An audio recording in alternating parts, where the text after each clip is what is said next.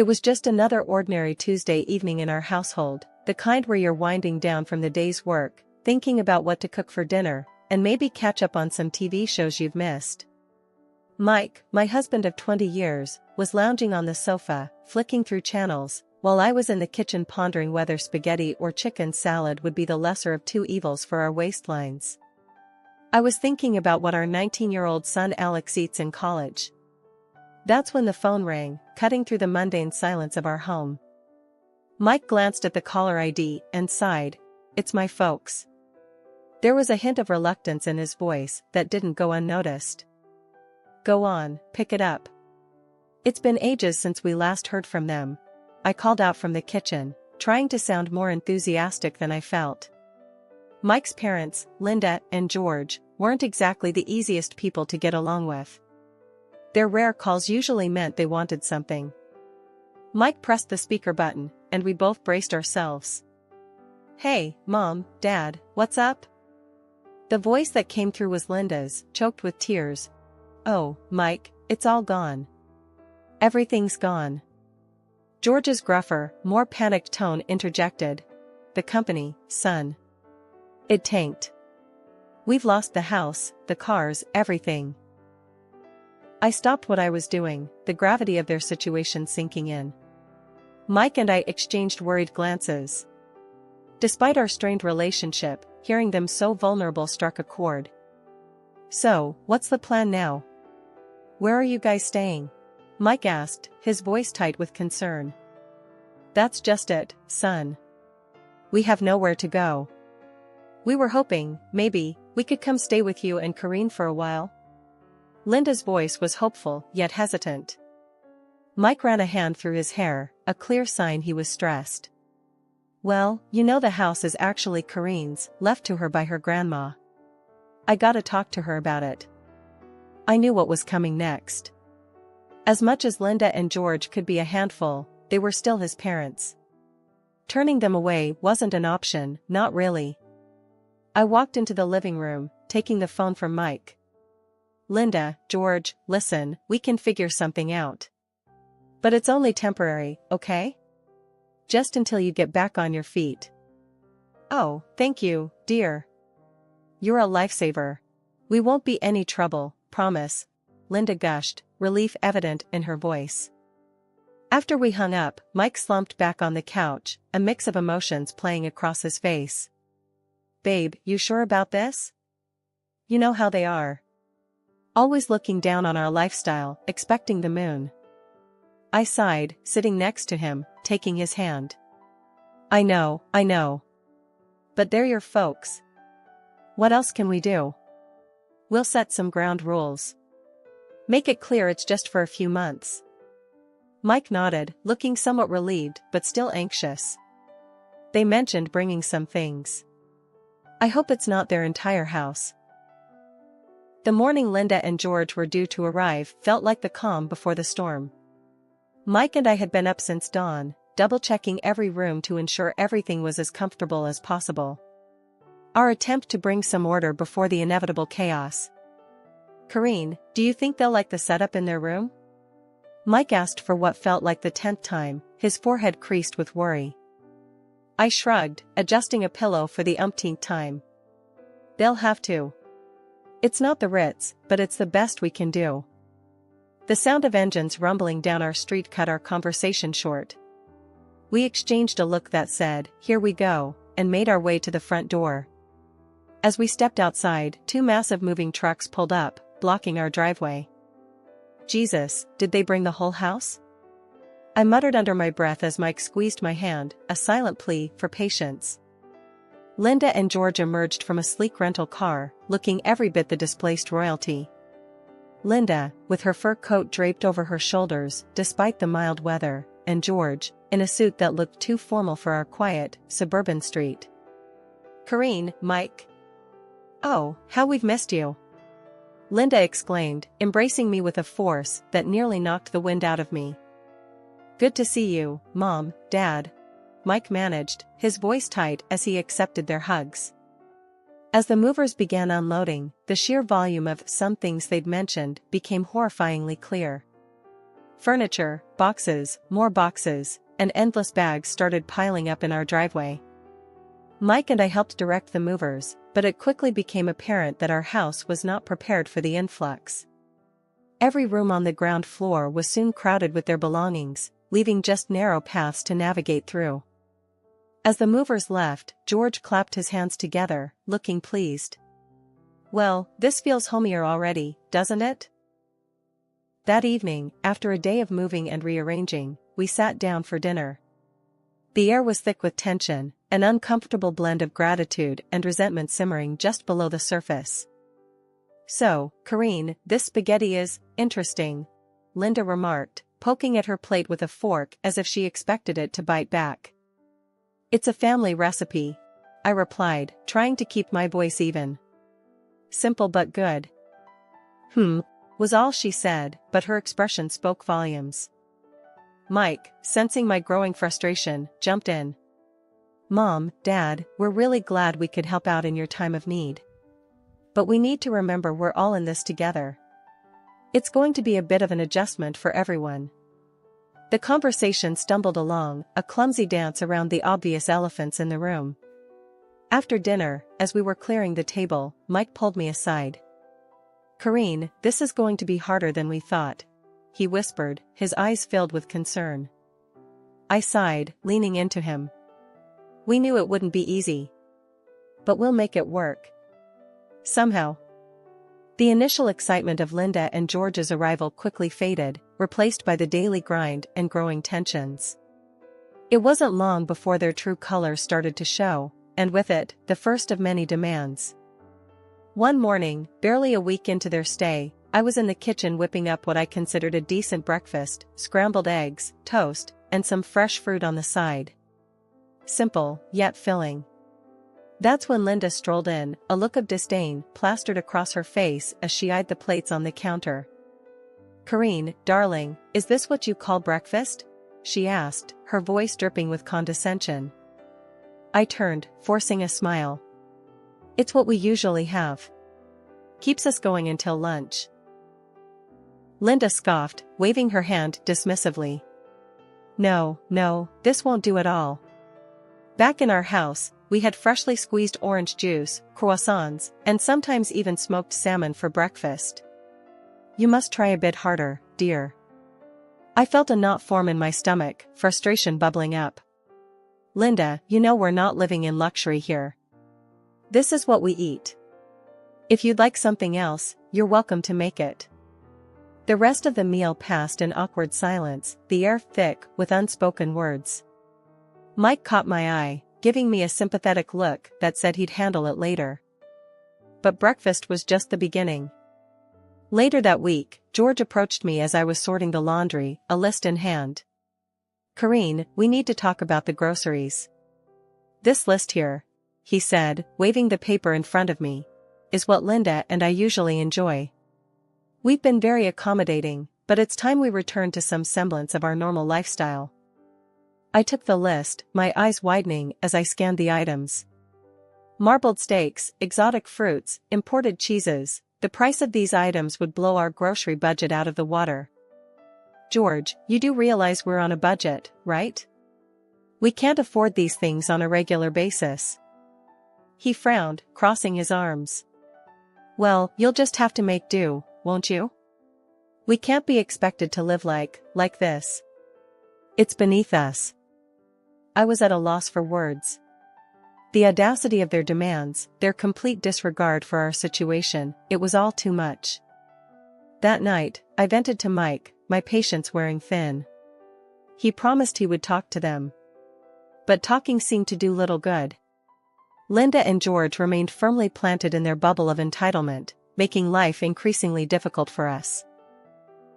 The breaking point came when Linda refused to eat the chicken casserole I had prepared for dinner, calling it peasant food. She demanded we order takeout from a pricey restaurant instead. "Listen, Linda, we're doing our best here," I snapped, my patience finally gone. "This is what we're having. If you don't like it, then I'm sorry, but that's just too bad." Her face went red, and for a moment, I thought she might actually explode.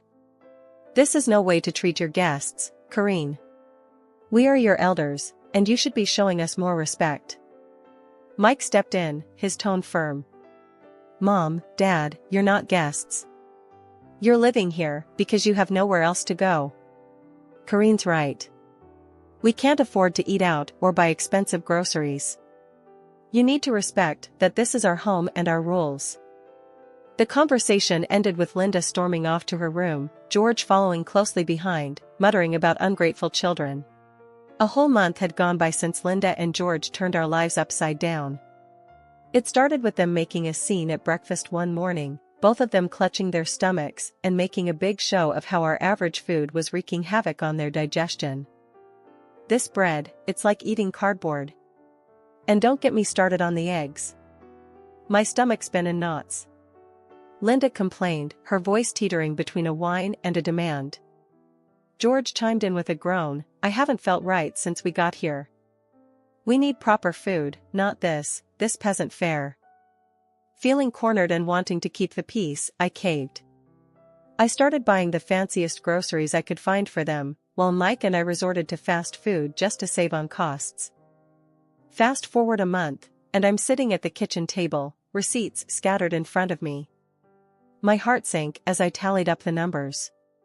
We were spending double on groceries compared to before Linda and George's arrival. And that wasn't even touching on the water bill, which had skyrocketed thanks to Linda's newfound love for long, luxurious baths. Enough was enough. That evening, as I served dinner, the contrast couldn't have been starker. Linda and George were tucking into their gourmet dishes, while Mike and I nibbled on cheap takeout. My frustration boiled over. Listen up, I started, my voice steady but firm. This can't go on. We're blowing through our budget trying to cater to your tastes. From now on, we're all eating the same food. No more special treatment. Linda looked up, her fork paused midair. You can't be serious. This food is the only thing keeping our health from plummeting in this hovel. George nodded in agreement. Exactly. You expect us to eat fast food? That's absurd. You're being incredibly selfish and lazy, Karine. Their words stung, but I was past caring about their opinions. Before I could retort, Mike slammed his fist down on the table, a rare show of anger from him. That's enough, he barked. You're living under our roof, in Karine's house. You will show her respect. She's been bending over backward to accommodate you, and this is how you repay her? No more. Either you start eating what we provide, or you can find somewhere else to live. The room went silent, the tension thick enough to cut with a knife. Linda and George exchanged a look, then silently returned to their meal. The day after the big blow-up, things escalated in a way I couldn't have imagined.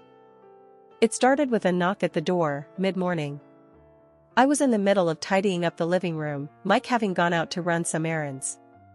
The delivery guy, a young lad probably in his early 20s, stood there with a smirk, holding a stack of fancy-looking food boxes.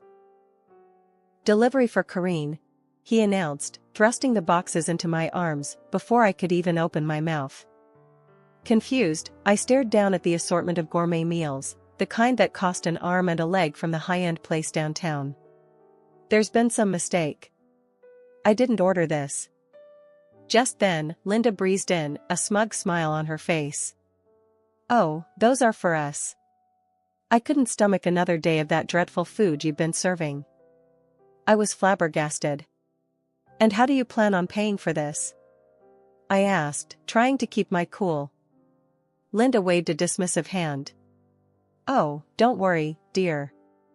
It's on you. Consider it a thank you for our stay. Fury bubbled up inside me, but before I could confront her further, the phone rang. It was Mike, checking in. I quickly explained the situation, my voice shaking with anger. Stay calm. I'll handle it when I get back, he said, his tone tight with frustration. But staying calm was easier said than done. By the time Mike got back, Linda and George had made themselves comfortable, devouring their expensive meals with relish while I fumed silently. That evening, Mike and I sat them down for another talk. This time, the gloves were off. "Mom, Dad, this has got to stop," Mike began, his voice low but firm. "You can't just order expensive meals on our dime. It's not right." George scoffed, leaning back in his chair. "Oh, please. It's the least you can do after forcing us to eat like paupers." I couldn't believe what I was hearing. "Forcing you? We're going broke trying to keep you happy." Linda's eyes narrowed. "Well, maybe if you managed your money better, you wouldn't be in this situation." That did it. I lost my cool. Managed our money better? We were fine before you showed up, turning our lives upside down. Mike stood up, his chair scraping against the floor. "That's it. We've been more than accommodating, but it's clear you have no respect for us or our home. You need to leave." Their reaction was immediate and explosive. Linda started crying, wailing about how ungrateful we were, while George shouted threats about telling everyone how horribly we'd treated them. The argument raged on, voices raised, accusations flying. It was a mess. In the end, Linda and George stormed off to their room, slamming the door behind them. After the debacle with the gourmet food delivery, things went from bad to unbearable. Linda and George's entitlement had reached new heights, and Mike and I were at our wits' end. The final straw came on a chilly Thursday evening. I was in the kitchen, trying to make do with what was left in the pantry for dinner, when Linda sauntered in, her nose wrinkled in disgust at the aroma of the stew I was cooking. "That smells, what is that?" she asked, her tone dripping with disdain. "It's beef stew." "It's what's for dinner," I replied, keeping my focus on the pot to avoid snapping at her. Linda made a show of gagging. "I can't possibly eat that." "You know, it wouldn't kill you to try a little harder, Corinne. This is no way to treat guests." Dinner was a tense affair, with Linda and George barely touching their food while making passive-aggressive comments about the lack of variety. I was seething, but I bit my tongue, determined not to let them get the best of me. After dinner, Mike and I were cleaning up when Linda approached us, a smug look on her face. "I've been thinking," she began, "with the holidays coming up, it would be nice to have a new coat. Something warm and stylish." I stopped in my tracks, staring at her in disbelief. "A new coat? With what money, Linda?" "Oh, I thought you could use the money you've set aside for, what was it?" "Oh, yes, your son's college fund." That was it. The last straw. Without hesitation, I picked up the phone and called the one person I knew could turn the tide, my grandmother. Gran, despite her age and residing in a nursing home, had always been the matriarch of our family, her word law. After I spilled out the whole sorry saga, she huffed in disbelief.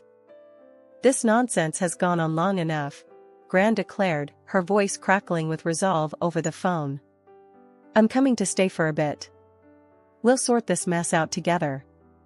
True to her word, a couple of days later, Gran arrived, wheelchair and all, ready to reclaim her territory.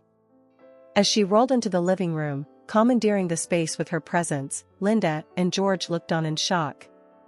"I'll be staying on the ground floor," Gran announced, scanning the room filled with Linda and George's belongings. "So, all this," she waved a dismissive hand around, "needs to go upstairs." Linda's face turned a shade of red I didn't know was possible. "You can't just come in and demand." Gran cut her off with a look that could freeze lava. "This house? It's still mine. Corinne and Mike are here because I allow it. And that means I can kick you out whenever I please." The threat hung in the air, heavy and undeniable. Within hours, Linda and George were scrambling to call movers, their complaints and protests drowned out by Gran's unwavering stance. As their furniture and countless boxes were hauled up the stairs, Gran turned to me, a twinkle in her eye. "Now, let's see if they still feel entitled to steak dinners and new coats." Gran's strategic maneuvering had just begun to unfold in our household. The air was charged with anticipation as we gathered in the living room, the scent of freshly brewed tea mingling with the tension. "Now," Gran began, her voice steady, we need to address the matter of rent." Linda scoffed, crossing her arms. "Rent? Why should we pay rent when Karine and Mike don't?" Gran smiled, a glint in her eye. "Karine and Mike live here under my grace. They contribute to the household in many ways. But you two," she paused, her gaze sharpening, "have been living off their generosity without giving much in return. I think a rent of $4,000 a month would be appropriate." George's face went ashen. $4,000? That's outrageous. We're retired, we don't have that kind of money. Gran leaned forward, her expression unyielding. "Considering the lavish meals and the luxurious lifestyle you seem accustomed to, I'd say you can afford it." Linda, her voice trembling with indignation, turned to me. "Karine, surely you don't agree with this extortion?" Before I could reply, Gran interjected. "It's not extortion, Linda. It's about fairness. But I'm willing to negotiate." She paused, a sly smile playing on her lips.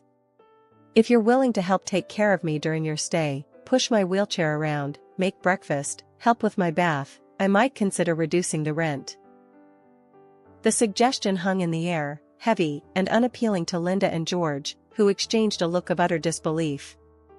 George, ever the pragmatist, asked, "And how much would this assistance reduce the rent?" Gran tapped her chin, pretending to ponder. "Let's say, down to $2,000, provided the help is substantial and consistent." Linda's mouth dropped open, but before she could protest, George cut in. "And if we refuse?" Gran's response was swift and final. "Then you're welcome to find somewhere else to live. This house," she gestured around, "will no longer be your refuge." The ultimatum was clear. Linda and George, faced with the prospect of actually working or paying a hefty rent, seemed to shrink in their seats. The following days were a flurry of hushed conversations and frantic phone calls as they scrambled to find an alternative. Eventually, they announced they had found a small apartment and would be moving out immediately. The process was swift, their belongings packed and removed with a speed that suggested eagerness to leave the situation behind. As their car disappeared down the driveway, Gran turned to Mike and me, her expression softening. "I know it was tough, but it was necessary. You two need your space, and they need to stand on their own." Mike wrapped an arm around Gran, gratitude in his eyes. "Gran, you've done more for us than we could ever repay. Thank you." In the weeks that followed, Gran became more than just a guest, she was a guardian of our home's harmony, a role she played with a blend of sternness and love that only she could manage. In the calm that followed Linda and George moving out, our house felt like it was finally breathing again. Gran, Mike, and I gathered in the living room one night, the gentle hum of the evening wrapping around us, making the space feel sacred after the storm we'd weathered. Breaking the quiet, Gran's tone turned playful. "Well, as much as I've enjoyed the drama, I think it's time for me to head back. The nursing home misses its most troublesome resident." Mike and I shared a look, already dreading her departure. "Gran, this house is always open for you. It's not really home without you," I managed, my voice heavy with emotion. Gran gave my hand a squeeze. "And you're always in my heart. But don't worry, I'll be back to stir things up now and then." We laughed together, a sound that felt like healing. As we said our goodbyes to Gran the next day, watching her taxi disappear, Mike and I knew we were ready for whatever came next. Together. Our home, once a battlefield, was now a symbol of our resilience, a place where love and boundaries found their balance. And as we stepped back into the quiet of our living room, ready to face the future, I felt deeply thankful for the journey that had brought us here, for the family we were, and for the lessons we'd carry forward. A few weeks later, we heard from a mutual acquaintance that Linda and George were living in a small apartment, having sold most of their belongings to cover their debts.